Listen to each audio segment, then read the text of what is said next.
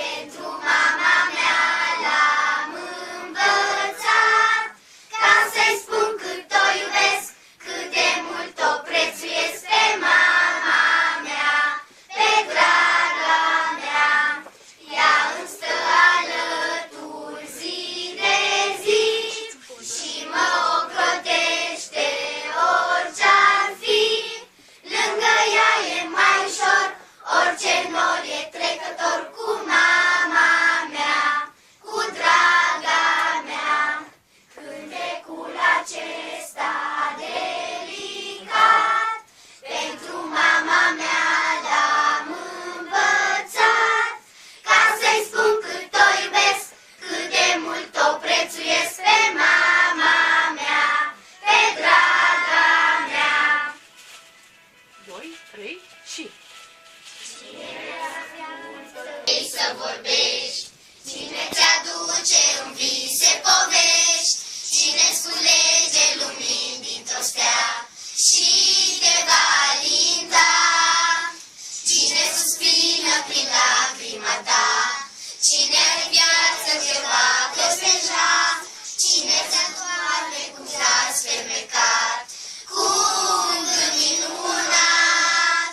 Mama e numai una, chip de înger iubit, ți-ar aduce și luna, numai să fii fericit. Care a fost întâiul cel mai scump cuvânt, cine ne îngrijește cu drag zi de zi, de rele păzește zilnic pe copii.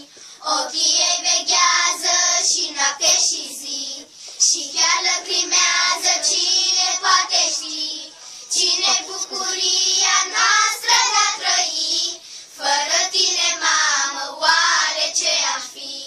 De-aș putea să adun stea cu stea, să le fac un buchet pentru ea, să o strâng la piept și să o sărut aș vrea. La mulți ani, mămico, azi e ziua ta. Am inima mică, dar un suflet mare, ca să pot iubi cei mai de preț sub soare. Nu vreau bogăție sau mărire în lume, dragostea de mamă-i totul pentru mine. Ție, mamă scumpă, azi îți mulțumesc, și cu tine în lume aș vrea să te mândrești, că sunt strop de viață din sufletul scurat. Te iubesc nespus și sunt un om bogat. De-aș putea să adun stea cu stea, să le fac un buchet pentru ea, să o strâng la piept și să o sărut aș vrea. La mulți ani, mămico, azi e ziua ta. Bravo! Bate și voi din palme! Ce faci?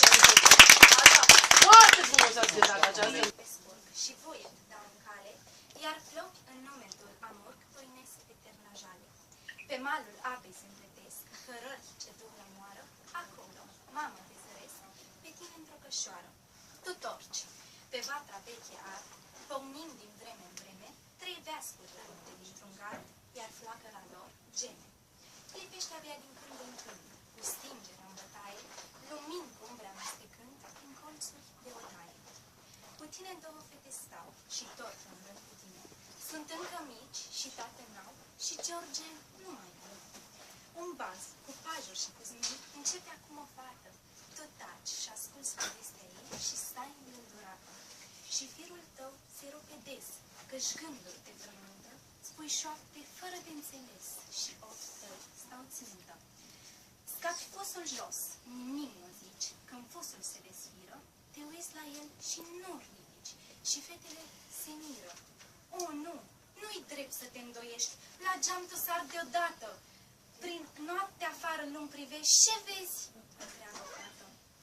Nu, mi s-a părut așa. Și jalea te răpune și fiecare vorba ta e plâns de îngropăciune.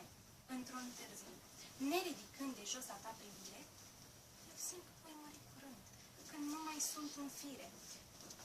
Că mai știu și eu la ce gândeam. Aveți și voi un frate? Mi s-a părut ca un la geam cu degetul cum bate. Dar n-a fost el să-l văd venind, Aș mai trăi o viață, e dus și voi muri dorind să-l văd odată în față. Așa vrea poate Dumnezeu, așa mi-e datul sorții, să n-am eu pe băiatul meu la cap în ceasul morții. Afară-i vânt și înnorat și noaptea e târzie. Copilele ți s-au culcat, iar tu, inima pustie, stai tot la vacă încet plângând și adormi târziu cu mine în gând ca să visezi pe mine.